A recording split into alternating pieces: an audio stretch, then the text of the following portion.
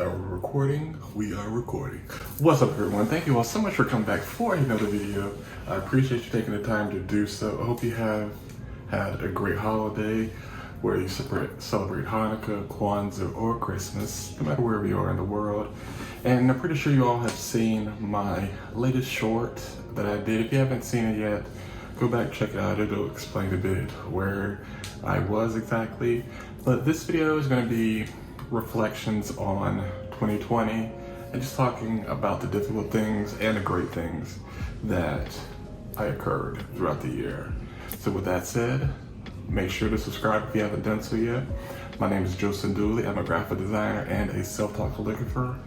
And if you're new here, join in and go ahead and give this video a thumbs up and let me know what your thoughts are in the comments below. All right, now let's get into the video. First thing I want to talk about are the difficult things from this year that I dealt with, and pretty sure many of you may have dealt with them as well. The first one is imposter syndrome. I know imposter syndrome is something that is always going to be prevalent, and it's not going to go away anytime soon. It's something that we're going to have to deal with through our whole life, especially being a creative, because feeling as if you're an imposter, you just feel like, damn, do I really know what the hell I'm doing? Am I really this person that I say I am? Am I doing the type of work that I know I could do? And it's just really me putting on a farce and pretending, when in actuality, none of that is true. I'm not pretending. And it's just like the battle that we have in our minds with ourselves. And the next thing is letting emotions override my decisions. And, you know, I have to say, like, with stuff going on in the world and just letting that just drain me, and other stuff that happened, it's just like, to a sense of, like, is it ever gonna end? And what is going on? And, you know, also paying attention to see how that was not helping my emotional state, and letting that override my letting emotion override my actions, my decisions. Yeah, so based on how I would feel, make an emotional decision instead of a thought out decision.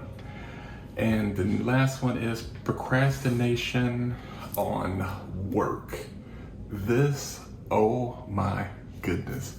The amount of work that I have started, you know, then just put to the side, started on something else, and then just jumping back and forth, and as well as creating projects and not feeling that it was the time to release them, and then having the projects in my mind that I wanted to start on, always think about, I'm going to get started on and I'm going to do this, I'm going to do that, and just letting it build up and not lead to me actually doing all the projects that I know I could have done. But as we all know, last year was a very, well, not last year, when you're watching this, it'll still be 2021, or maybe that'll be 2022 when you see it. But yes, we all know that the year was very intense and more difficult for some more than others, and I'll leave it at that. And now, you know, let's get to a more fun, positive light. I want to talk about, if you're wondering why I'm looking away, got my notes here, so I will stay on track, and I want to talk about the great things from 2021. So the first thing was, I had fun and trying new things. I had fun and I was trying new things in regards to design and calligraphy. You know, just taking the courses, creating I did a course on Skillshare. That was fun. And then creating new designs, new calendar, and getting my Etsy shop back up and going. I mean, it's just lovely to talk about, and you know, it just gets me pumped, and you know, just learning new tips and tricks and Illustrator, Photoshop, what else? Procreate. And I mean, it's just so much fun. I am really grateful that I have the knowledge to create the work that I create and to share with you all. So the next thing that I am still amazed by is my YouTube channel and my social media growth. Because on my YouTube channel, I mean, it's crazy in the sense of I knew that it was going to happen. I just didn't know that it was going to be so fast. Hitting over 1,000 subscribers on YouTube, thanks to you all. And, you know, just the interaction with you all, it's really, I love it. It's so much fun to me. And it's just like anything with social media, you gotta have a balance and a sense of know when to take a step back and to make sure that your real life is as good as your online life is perceived to be. And that is very, very important. I want you to remember that coming into the new year.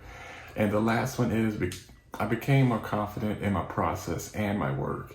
And this is something I noticed recently with the new project that I started. Not sure if I had mentioned it here on YouTube. Probably did. And I mentioned it on my social media. A new project that I've been doing is illustrating out sneakers that I have in my collection and making them into vintage ads. And I mean, I never thought that could be so much fun. And I guess, you know, it's because it reminds me of this quote I had read from Virgil Abloh.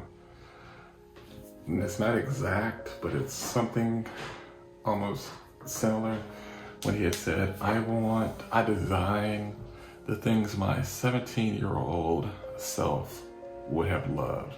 Matter of fact, we could look it up together.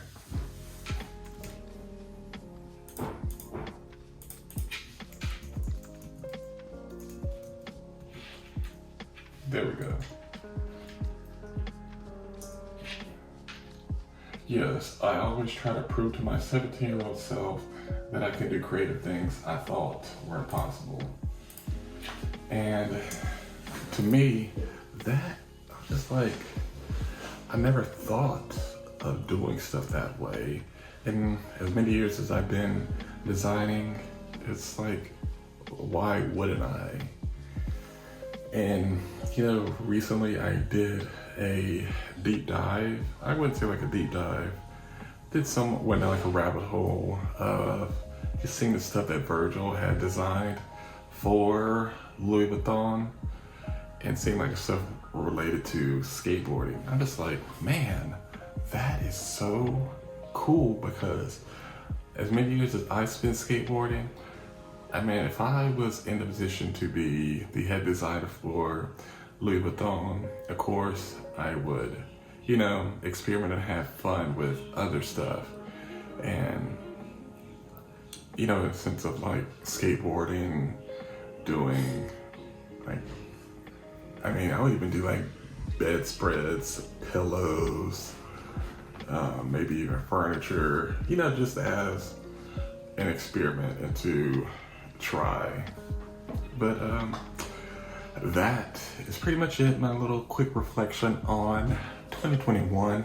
Let me know what your thoughts are on 2021. What are some good and some not so good things that happened for you throughout this year? I would love to hear them and hear from you. As always, peace and love, and I'll see you in the next one.